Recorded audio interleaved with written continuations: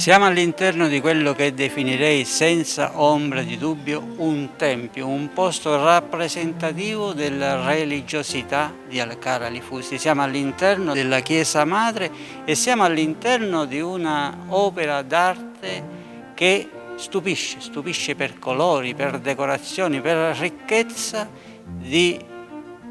opere che ci sono presenti. Esattamente, non solo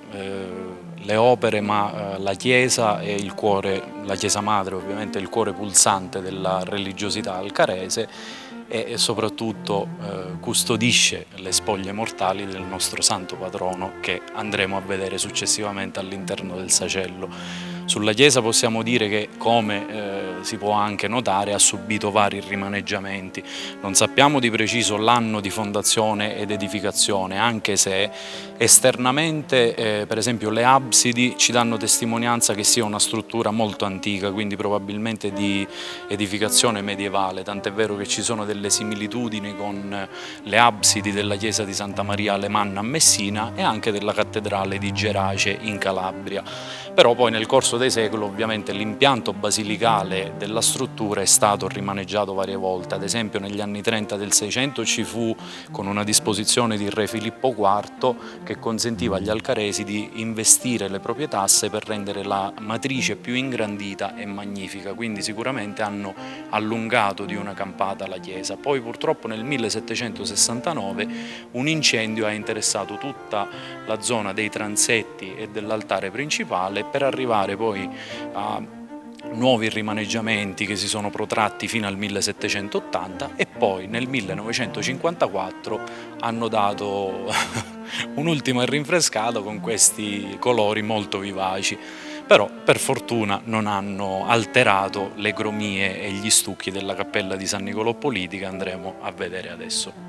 Andiamo a vedere la cappella, andiamo a vedere questo posto particolarmente esclusivo, però prima di farlo io inviterei tutti i nostri telespettatori a venire a visitare, perché non basta un piccolo servizio televisivo per raccontare quello che si può godere con gli occhi, quello che si può godere con l'anima, perché ci sono dei colori contrastanti anche tra di loro. Mi ha colpito in modo particolare una nicchia con dei colori verde smeraldo, ma anche il fercolo che viene utilizzato per portare in processione San Nicolò è veramente qualcosa di straordinario, per non parlare di quello che abbiamo alle nostre spalle, di un altare, di un'abside con dei colori veramente mozzafiato. E quindi, Nicola, ci spostiamo lentamente e entriamo in un altro posto altrettanto particolare, altrettanto bello, esclusivo per le telecamere e per i telespettatori di Bella Sicilia.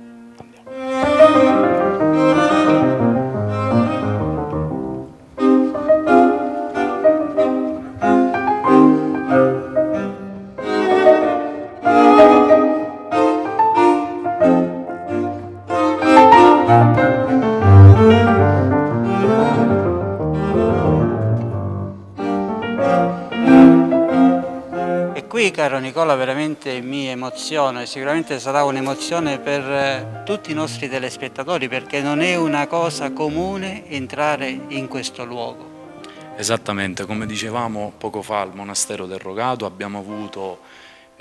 l'onore e il piacere e quindi un privilegio poter entrare all'interno del sacello di San Nicolò Politi, che è sempre chiuso. E quindi un grazie intanto al Comitato di San Nicolò Politi e al nostro parroco Don Guido Passalacqua che ci ha concesso di poter essere qui. Attualmente noi siamo proprio all'ingresso del sacello, però ci troviamo nella cosiddetta cappella esterna, quindi la parte che dà sulla navata laterale della chiesa e che fa vedere questo tripudio di decorazioni in stucco rivestite con foglia di oro zecchino, che sono tutti dei lavori di rifacimento successivi all'incendio del 1769 che interessò la chiesa, e sull'altare possiamo ammirare la bellissima tela dipinta nel 1710 dal pittore Filippo Tancredi, che è come se ci proiettasse al 17 agosto dell'anno 1167, ovvero quando il pastore Leone Rancuglia, che aveva smarrito alcuni suoi buoi, cercandone alcuni di questi, vide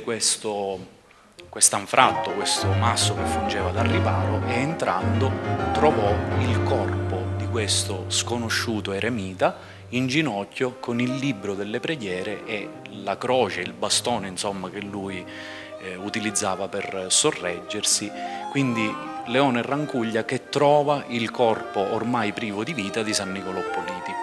Intanto alle emozioni che abbiamo detto prima di entrare in questo luogo così particolare, così riservato, così esclusivo, si aggiunge la bellezza di questa parte antistante, di questa presaletta di ingresso che veramente toglie il fiato. E il fiato io lo trattengo, caro Nicola, ringraziando veramente per questa grande possibilità, e proviamo a entriamo in questo posto e vediamo proprio la statua di San Nicola, che ti pregherei di descrivere anche con il sarcofago che vediamo lì vicino, di che cosa si tratta. Esatto, qui siamo proprio nel centro e dove viene, possiamo dire, dove si coglie tutto il misticismo anche di questo luogo. Vedete questa piccola cameretta, possiamo definirla, che custodisce il simulacro cinquecentesco in telacolla e mistura, che ritrae, come abbiamo detto ormai tante volte, il santo proprio nell'atteggiamento di come fu ritrovato, quindi in ginocchio, con il libro delle preghiere ancora aperto tra le mani e la sua croce, il suo bastone appoggiato al petto. Quindi l'iconografia che si è sempre tramandata nel corso dei secoli, facendo riferimento proprio alla geografia, quindi alla storia del santo eremita del Calanna. E qui lo scrigno reliquiario d'argento, che è tra uno dei gioielli dell'oreficeria e dell'argenteria siciliana del Cinquecento. Infatti è stato realizzato nel 1581 dall'argentiere catanese Paolo Guarna, e ci sono raffigurati tutti dei santi, alcuni dei quali eremiti, come San Niccolò Politi ovviamente, e tra l'altro ve ne sono due in modo particolare, che sono San Filippo d'Agira e San Silvestro di Troina, quindi due santi che hanno seguito, diciamo così, anche loro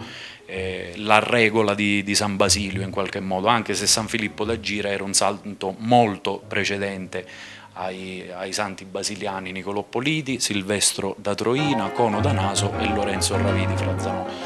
Una curiosità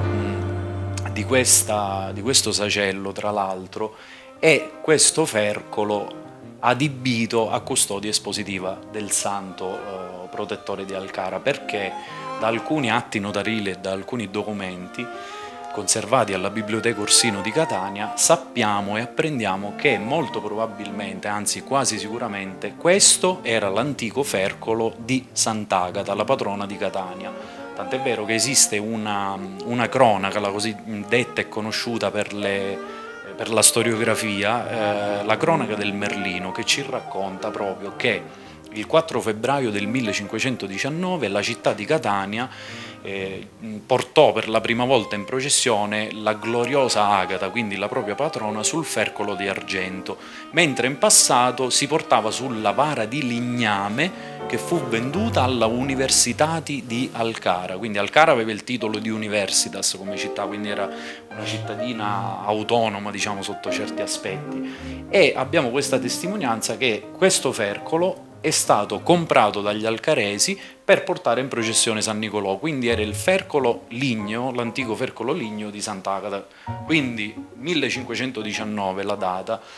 ci porta anche a capire e a pensare che abbiamo la fortuna di possedere il fercolo processionale più antico esistente in Sicilia, e ce l'abbiamo qui ad Alcara. Mi hai rubato le parole, perché l'avevo notato questo particolare fercolo, ma l'occasione è giusta per chiederti quando si festeggia San Niccolò. Allora, San Niccolò noi lo festeggiamo dal 15 al 18 agosto perché è stato tramandato dalla storiografia e anche dalla tradizione che lui spirò il 17 agosto dell'anno 1167 in pieno periodo normanno, e qui si usa che il 17 agosto il santo, quindi il simulacro e lo scrigno delle reliquie, vengono tirati fuori da questa cameretta e messi sul fercolo barocco che c'è all'ingresso della chiesa e portati in processione per tutto il paese. L'indomani, invece, il 18 agosto, esattamente alle ore 6:30 del mattino, si parte da qui dal paese e si va, sempre con il fercolo portato a spalla dai devoti, si arriva al santuario dell'Eremo, ovvero questo piccolo santuario, questa chiesetta che è stata costruita sulla grotta dove fu rinvenuto il corpo ormai privo di vita di San Nicolò Politi. E poi un'altra festa, diciamo in tono minore, è quella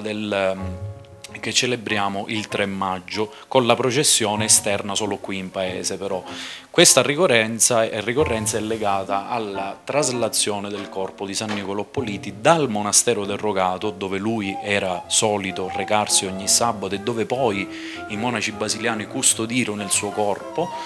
quando appunto lo ritrovarono fu portato lì al monastero del Rogato, e nel 1503, siccome non vi erano più i monaci basiliani lì al monastero del Rogato, ovviamente gli alcaresi hanno ben pensato di